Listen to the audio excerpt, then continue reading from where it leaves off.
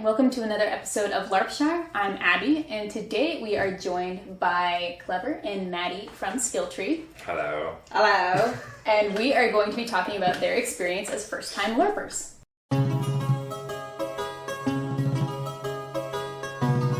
So, our first question, of course, is how did you guys first hear about LARPing? Ooh.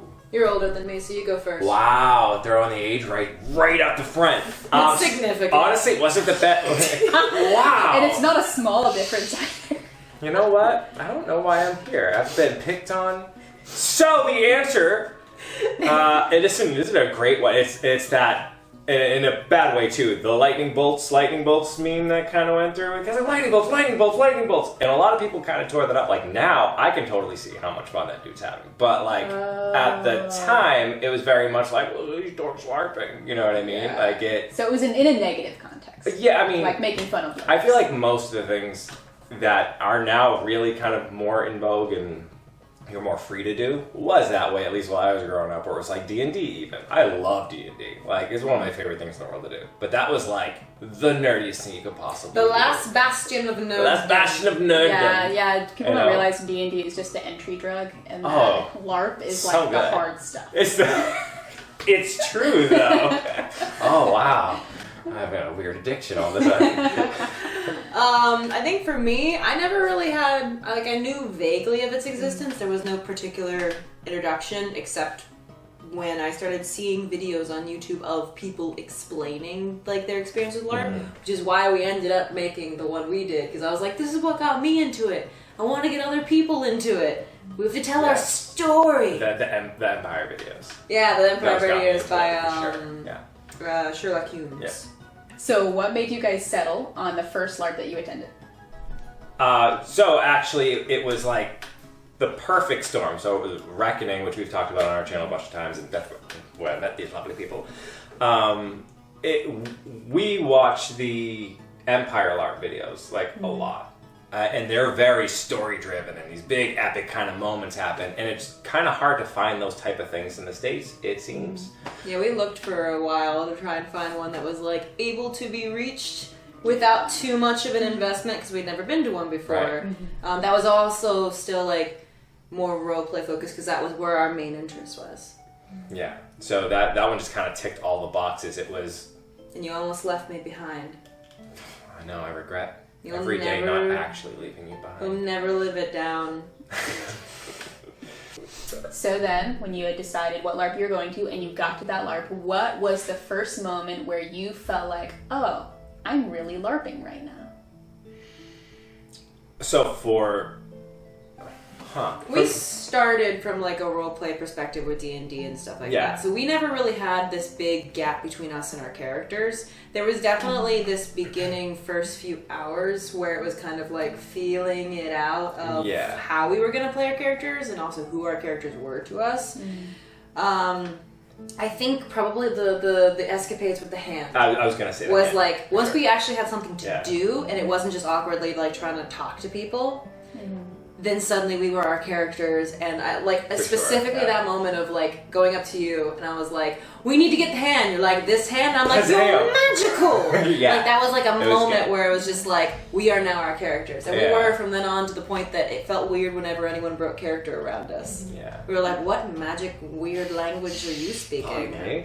Yeah, it like clicks into place a lot of the times. I feel like when you realize you're not doing something that you've been told to do, and you're not doing something that you would necessarily do, but you're like, oh, I see a thread in front of me, and if I grab it and keep pulling it to kind of the end of it, then I'm doing something that my character. So I think not even just that, because that like individual portion of it, sure. But then, like, you find yourself doing that with the other people around you. So you're like playing off each other, and you're having a real conversation about totally fictional stuff that you're just playing by ear. Getting like emotionally invested. Yeah, and then you're just like, well, this is like real to me right now. Like that's really cool. That's the hard stuff. It's really good. That's the good drugs. It's so good. Yeah. So when you first LARPed, was there anything that was easier than you anticipated about it? The RP. Yeah, I expected there to be a little bit more of like a gap between like the physicality and the RP, since we were only used to like we play D&D online, so there's even a bigger gap between that. Didn't even think of it really. Like as soon as you were in character, you acting out what you needed to do and your own physical limitations, it just kind of went with it. Yeah, for us, like we, the Rivlins did that thing where we put kind of the sword so that the dude walked through and stuff, whatever. But like during that, I still wasn't character. Yeah, you're still thinking like, what am I going to do? Yeah, what am I going to do? What, you know, like I'm going to go. We were all giggling and stuff out of character about it. But then we're going to go meet other people, and I'm like, I have to be in character. Like to me, there was a lot of pressure too because other people were relying on me to be in character, it felt like, because I didn't want to ruin anybody else's time by just not being good at this thing, right? So I'm just like, but other people are doing it, and it's so easy, and as terrifying as I thought it was going to be, it was super, super easy to do. Yeah, I feel like as long as everyone puts that half step forward of going another character, we, as a community and the environment of everyone being that half step forward, pull ourselves the rest of the way. Okay, so was there anything that was harder than you anticipated about LARPing? Combat! Turns out, it's hard. The kind of way that we were playing was very, like, everyone was so fast that I got hit like 6 times, I didn't even see the sword move. Sorry about that. For me, I think it kind of plays into what the thing was the easiest too. It's understanding kind of that little boundary where you're like, I want to say something right now that's confrontational. And I know this other person's going to find it confrontational. And it's like breaking that little barrier where it's like, we've been role-playing and having fun right now, but I'm about to tell you a thing. So saying something mean was the hardest thing? Yeah, I mean, like, which is very much like my character kind of can be that guy. So like, looking somebody in the eye and saying something that normally in life I would not, unless you really did a thing, I'm not going to be that guy. Meanwhile, I've DM'd so often that it's not even a thing. I'm like, I'm going to tell you a horrible thing right now and it's going to make good game for you. Yeah. Being mean comes more natural for some people than others. Yeah, I guess. Yeah, Maddie. For me too. Being mean is like, it's like oxygen. It's how I show affection. There's a filter for me in normal life that sometimes in LARP I get to, the first thing that comes to my brain gets to come out, and it's not always nice. It's like, finally I get to just be mean to people without the consequences of my actions. But the consequences don't carry into my real life. If they hit me, it's going to be with something foam. It's a character. It's a character that can die and take it like a sacrificial lamb, take my consequences with it. So, when you were packing for Reckoning, your first LARP, was there anything that you found yourself packing that you didn't need? You never used? Like 90% of it. Yeah, we definitely, since the first time, we overpacked everything. I think the mentality we should have taken is just kind of like, start with what you're gonna day-to-day use and make sure that is solid. Like when we talked about our experiences before, we mentioned like having more pouches, having more easily accessible things, like just going about your day. I had a whole suitcase of stuff that I didn't really access. But the thing that comes to mind for me specifically, because I see a lot of people mention it, is bringing like a quill and writing equipment and all of that. Like when you're running around a field, there was no like solid place to really settle and use it unless you were really committed to settling down at the table, getting all your equipment out and just being a scribe. It was better to just bring like a little notebook and like a little tiny pencil. They were handing out golf pencils at the LARP. It's less immersive, but more practical. If it's not something you're gonna be able to use, it's better to have something that's less immersive you will use. So that was the thing that really stuck out to me. It was when I remember I ran and got my scribe equipment and we didn't even use it. I'm one of those people who's like, I'm going on a weekend trip. I need to put my entire closet into the bag because what if I need any of this crap, right? Like I'm horrible. So yeah, I came with a lot of stuff, and traveling was so much more stressful because I came with so much stuff. It would have been much easier if I was just like, cool, I got a tent and like 3 days worth of clothing. Let's go. Yeah, and also like we had the excitement of new thing. We didn't know at all what to expect, so we brought too much, like too much game. Like we had different plans, and we were gonna mark cards and dice games and this and that. And we brought a bunch of things to facilitate gameplay that we thought would happen instead of just letting ourselves experience it before we started investing in the kinds of things. Because like, there were a lot of people that had invested in gameplay items that once you're in that environment, you're like, I wouldn't want to do this here Doesn't at all. make sense, Like, I don't yeah. want to slow down enough to like scribe stuff. There's too much to do, and I that's don't not want to fun. journal. Someone's getting killed over Yeah. there. Yeah, like, but for I'm some gonna write people, about this. some people that's their fun game. They like to But- sit and watch and pretend, like, be the scribe, and that would be a good investment for them. But until you go the first time You and don't have that master it. experience, it's hard. But you have to hold yourself back enough to let yourself find things worth investing in. Okay, so having seen everything that you did bring, was there anything you actually missed? Was there anything that you realize now you should have brought and you didn't? Functional things. Pouches, things that like you can just kind of use in your day-to-day. You needed a cup that could hold hot liquids. Yeah. I needed pouches that could hold my things. We both needed like clothing that was just better. Yeah, don't shortchange yourself when it comes to footwear. So like, I was like, I have these older boots and they look fine, they're whatever, but they definitely like leaked when it was really wet, which it got really wet.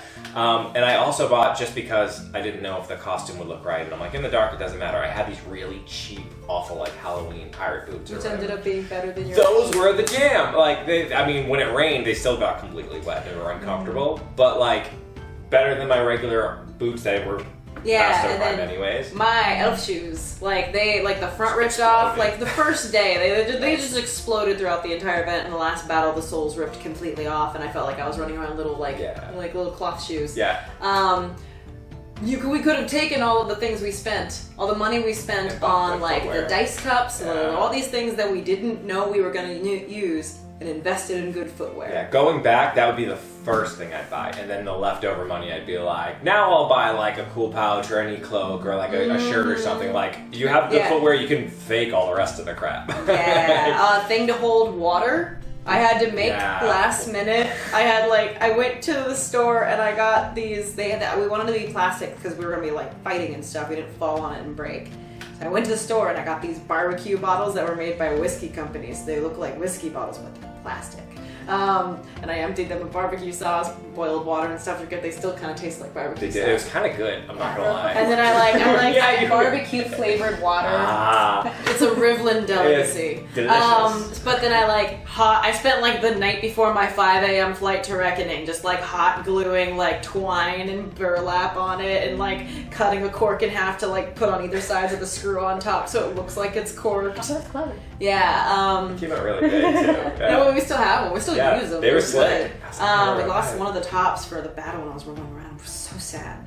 But like water, shoes, basic clothing, and then anything else is like on top of that. Like things to carry your things is probably the next step up. Like make sure you're clothed and that you don't die with water. And then make sure you can carry your things.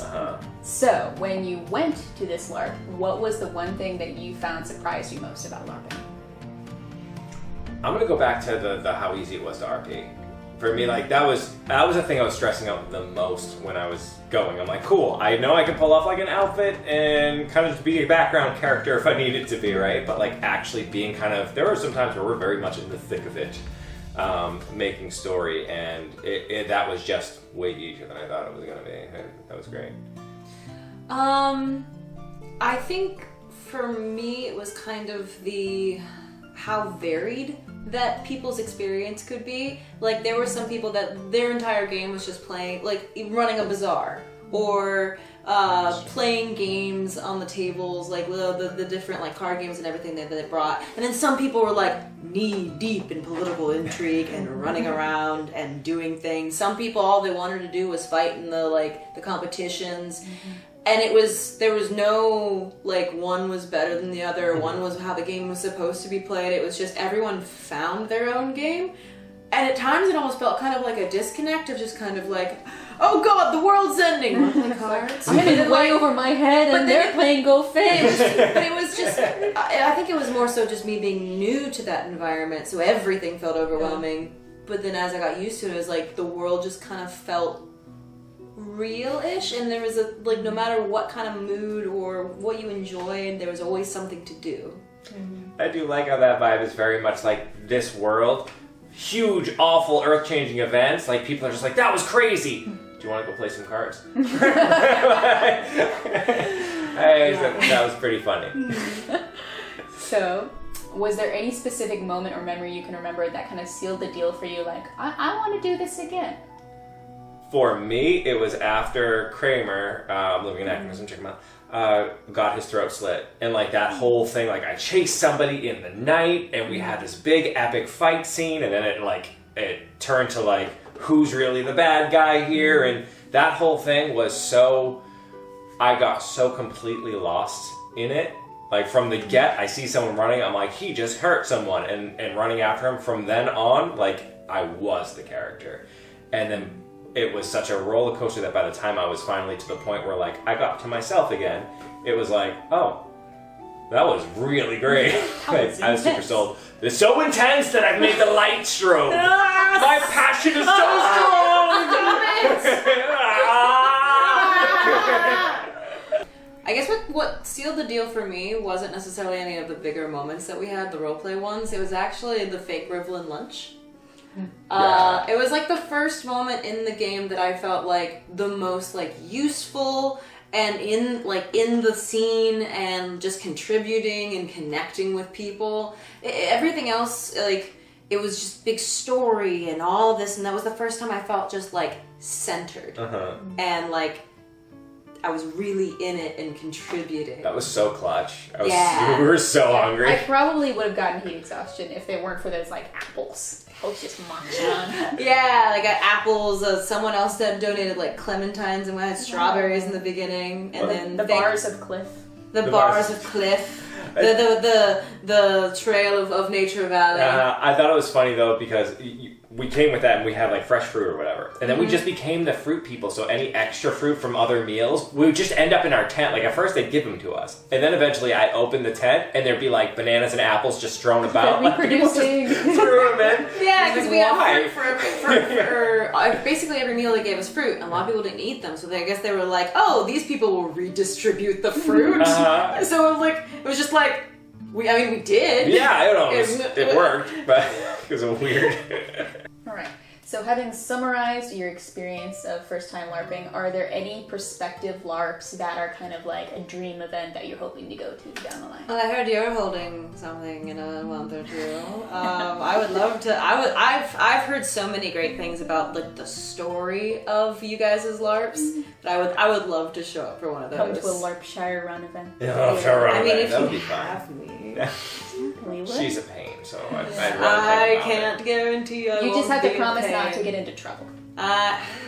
You can't ask me that. You're you. We make trouble We do together. make trouble when we're together. For me, like you had mentioned when we were talking kind of off camera, what was the pirate one called? The Skull and Crossbones? Oh, I want to do that real bad. That one, I really wanted to do the Witcher one, but then it went away, and that hurt my soul because I really wanted to do it. But yeah, I would love to do the pirate one. That sounds really dope. Otherwise, I've for a while wanted to go to Beacoline. And I'd really love to go to Empire, but that's like an investment. At this point, honestly, it hurt. Like Empire is like my dream to go to because it was just the first one I was introduced to. Right. So it was like, oh, this thing that brought me into it. But we talked about how it almost hurt more to go to it. And then not be able to because it's such a consistent story yeah. and it's held so regularly that if we just went once, we'd be like, it would hurt more because then we know what we're missing. Yeah. Oh. Yeah. So it's just stays in our dreams. Alright guys, we hope you enjoyed the video. Thank you so much for joining us here and talking about being a first-time LARPer. Yeah, I'm gonna hijack it for a second. YouTuber. If I would be interested when I rewatch this, because I like to listen to myself, if you, in the comments below, say about like your first time LARPing and answer some of these questions. I think it'd be fun to see what other people have to say about it too. And what we did wrong, what we did right. What we did wrong. Especially that. And if you have anything more to say, you can like, comment, subscribe, and follow us on our socials. Do all those things. Adventure awaits! Alright, I'm bringing her back now. Never do this again. No! Not until we're monetized. I need her for editing.